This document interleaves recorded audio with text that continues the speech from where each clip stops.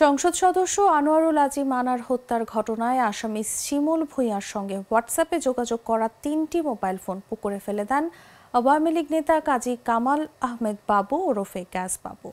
সেই মোবাইল ফোনগুলো উদ্ধারে ঝিনাইদহে যাচ্ছে ঢাকা মহানগর গোয়েন্দা পুলিশের তদন্ত টিম। সঙ্গে থাকবেন গ্যাস বাবুও। মঙ্গলবার বিকেলে মিন্টো রোডে ডিবি কার্যালয়ে সাংবাদিকদের এক প্রশ্নের জবাবে এসব কথা জানান অতিরিক্ত পুলিশ কমিশনার মোহাম্মদ হারুনুর রশিদ।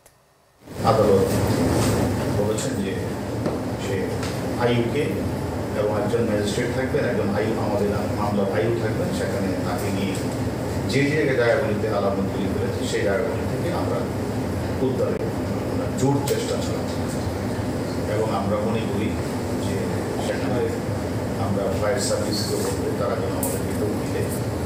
তাছাড়া ছেলেদের কাছে আমরা কয়েকজন ছেলেকে ঠিক রেখেছি যে তারা দেওয়া করেন এগুলি আমরা দ্রুত সম্ভব সেই চেষ্টা আমাদের।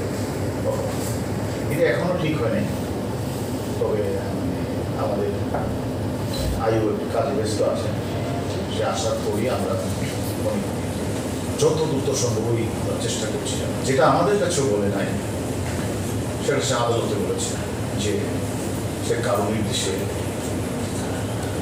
তার 3টা মোবাইলই সে আশেপাশে নালা পুকুরে ফেলে গেছে। কোন নালায় ফেলেছেন, কোন পুকুরে ফেলেছেন